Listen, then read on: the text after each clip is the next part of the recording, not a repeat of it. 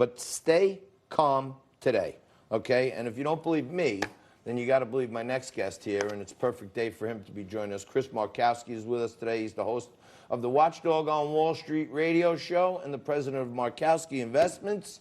And my friend, you know, we've talked about it a lot. I come from the short side of the street, so I'm looking at all these indicators on Friday, and I'm saying the machines are just going to have a field day with this. And right now, it's man versus machine, but the man is no match in these markets. Funny, Terminator was on the other night, and I was, you know, Schwarzenegger just keeps coming after and after it. That robot keeps coming, and that's what happens nowadays with the technicals and the algorithms. It's very, very difficult to fight against it. You know, when people think algorithms, what does that mean? Okay, X is equal to something.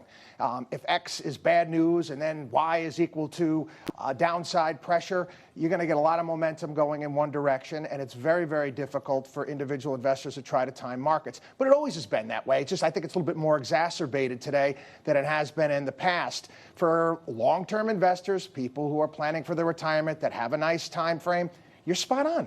You're going to be looking at great opportunities moving forward. I mean, I go back to, 2009, where we almost hit the lows. It was right about this same date back in 2009 when the S&P hit 666.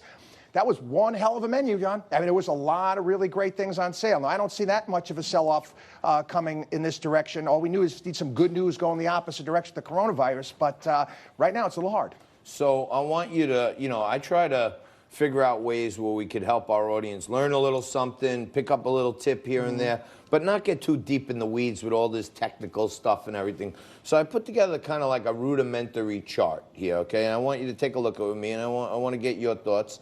And you watching at home, if you could, take a look at this chart, and I'll tell you why I'm saying I don't think it's the buying opportunity yet. It could be, but we got that chart? Okay. So if you take a look, the green dot on the side there is 24,000 and change, right about where we are now. That white line is going back to July of 19, where we're at about 22.5. To me, that's the next place where we got to catch some support. So there could be a trap door here from 22.4 all the way down to as low as 22,000. And if it closes sometime this week, or especially worst case on Friday, then to me, it's another trapdoor because there's no support in there, Chris. And I think, you know, the real opportunity, if it happens, could be where you see that final white line around 18,000. So what do you think? I mean, if you're a trader, these are things that you pay attention to. I try to teach my clients to put the money away every single month, dollar cost average the same day, and not try to guess what's going to happen over the short term with these things, because it's impossible. If we get some good news, let's say, for instance, the coronavirus starts going the opposite direction like it has in South Korea, like it has in China, you can have a rip your face off type of rally to the upside, especially with the amount of money that's out there.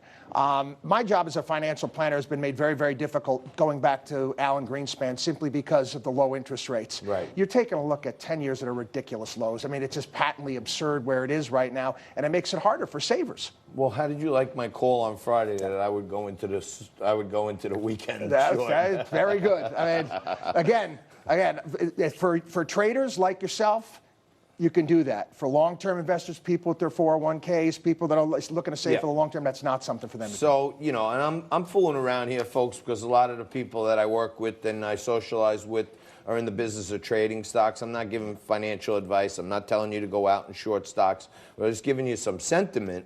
And Chris is on the money, and that's why if you want a real financial advisor, you go to Markowski Investments, and they'll talk to you about what you should be doing, which is important, and that is building a long-term portfolio where you're not reactive to these knee jerks and these big volatility spikes. You want it to be diversified. You want it to be suitable for you. And then in times like this, you can sit back and know, all right, I'm in good hands because I'm not looking for this money next week. I'm looking for 15 years from now. And that's the real way to have some sanity and invest in the market. I try to tell people 5-year buffer. If you need cash within the next 5 years, you need that money from your portfolio with the next 5 years, it better be in cash and cash equivalents. It's just that simple. Give yourself a 5-year buffer, you'll be fine. The problem I see out there is you got this Treasury yield volatility index, right?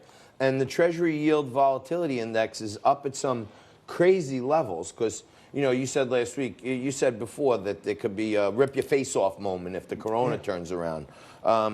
But at the same time, there could be a rip your face off moment to the other side if treasuries continue to tank like this. Because I hate to say it, but one of the largest holders of our treasuries in the world is none other than China. So, but the issue is there's because the derivatives have taken those, especially the 10-year Treasury, and amplified it because of all the leverage. There's not enough 10-year Treasuries. That's why there's so much money flowing into them from all over the globe. Europe, all these places, they want these things, and that's why the yields have come down to such a degree. They need to issue more. We should be We should be doing our whole national debt at 30 years right now. I mean, it's crazy. Can we refinance yeah, it all refinance the whole thing, the whole 20 trillion. Let's do it. 30 years out. 20 trillion in 10-year treasuries. We're going to flood the market. We're going to pop the yield and knock the par down. There you go. But no, I thought there could be a rip your face off moment for an emergency 50 basis point cut by the Fed, and the market just looked at that and shrugged it off like a gnat. It did nothing at all. I know right now, actually I have a couple friends who are in the mortgage business. They can't even, they can't even field, the phone calls are coming in left and right because of all the refinancings that are going to be coming down the pike. That's going to be a big thing moving forward for people that are going to maybe give them a little bit more capital to juice the market. But again, some normalcy would be nice. Some return to some sort of, just something that's going to put a brake to it that'll turn around. I almost wish the circuit breaker didn't go off today. I wish we had a more of a rip-you-off sales moment to the downside where it really could have capitulated and then come back, but we had the circuit breakers come in. Yeah, I've been saying for years, every so often when you have this drip, drip, drip, down 1,000, up 1,100, down 500, up 700, right?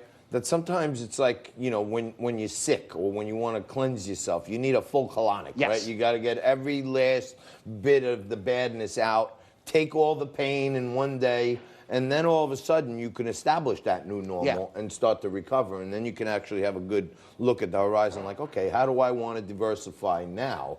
And I think you're right. I just showed that chart, but, I know you don't want to scare the crap out of all your folks, but I try to look at the technicals on this stuff with the perspective of a short seller who's always looking for the bad in things. Oh, absolutely. And when I see that one period there, from 15, 17 all the way up, it's thin. There's not really a lot of places in there where there was stabilization, and I get nervous that it could be a trap door. Oh, sure. There's no doubt about it. All right. Well, if anybody knows how to watch Wall Street, it's this guy, Chris Markowski. He's the president of Markowski Investments, and he's also the host of the Watchdog on Wall Street radio show. He's watching over Wall Street all the time. I'm just doing it once in a while. So if you need some good advice, you go out there and reach out to Chris Markowski. He's one of the best of them.